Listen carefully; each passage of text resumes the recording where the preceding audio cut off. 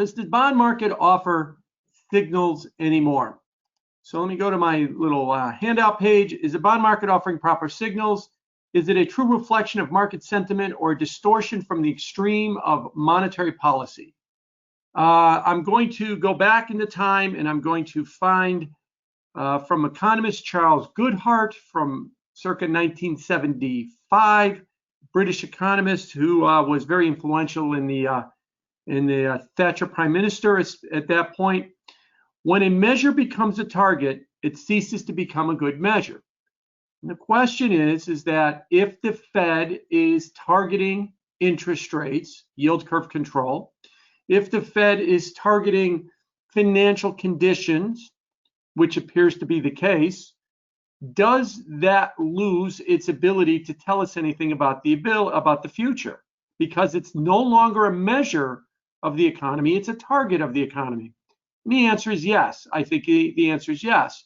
And if you, excuse me, if you write that larger and you start looking at things like their interventions in ETFs and eventually in corporate bonds, loans, commercial paper, municipal bonds, are all of these markets now losing their ability to measure? They are now targets.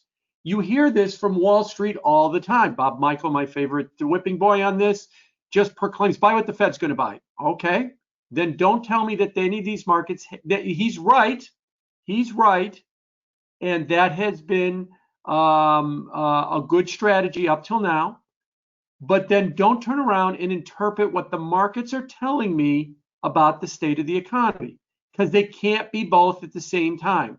They can't be a target and a measure. You have to be one or the other as well too. Peter Fisher, former head of the New York Open Market Desk and current Dartmouth professor, said the same thing yesterday on Bloomberg Television. The Fed has taken the information value out of the high yield in the investment grade markets through the purchases of ETFs, through the purchases eventually of corporate bonds, at least through the signaling device. So when you look at spreads, they tell you what the Fed wants you to see from them. They don't tell you as much about the economy. This goes a long way, I think, to explaining this disconnect between the economy and the financial markets. At the end, I'll do a 90% update again for those the 90% economy update for those that are not familiar with it. At the bottom of the last recession, output was 96% of where we are right now. That is the target we got to get to just to repeat the Great Recession. Anything short of that, and it will be much worse. And I'll give you one statistic. I'll talk about it when I get there. Currently, gasoline demand as of last week is 75% of what it was pre-pandemic. So we've a long ways away to getting to something up there. And then virus update. I've got some virus charts I want to show you. Just an interesting little factoid. Virus isn't going away. It's moving to the southern hemisphere because we're making new records in terms of worldwide case counts, but it's happening in the southern hemisphere where there's winter. And does that mean that it's not really going away? It's just migrating to where winter is and it comes back. All right, let's talk about the informational value in the markets, and let's talk about targets versus measures. The chart you're looking at here, chart number 3, is the Goldman Sachs Financial Conditions Index. Now, the Fed has been very attuned to talking about financial conditions. And here's the Goldman Sachs Financial Conditions Index, and the shaded areas on this are whenever there's been a Fed tightening campaign going back the last 30 years or so. When you look at this chart, keep in mind two things about financial conditions. At the end of the day, they're all the VIX.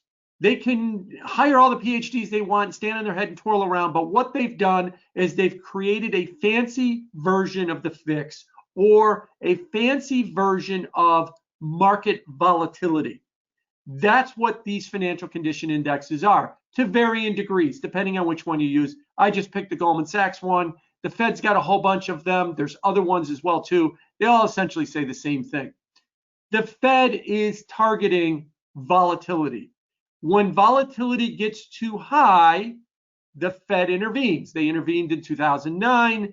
They intervened in This year as well too, what's not shown on the chart was they intervened during the stock market crash at 87 as well too. The problem with this is twofold. The Fed, as far as I know, has not written a paper about what the optimal level of volatility is. They don't know what the optimal level of volatility is. They just, as my favorite line is, they just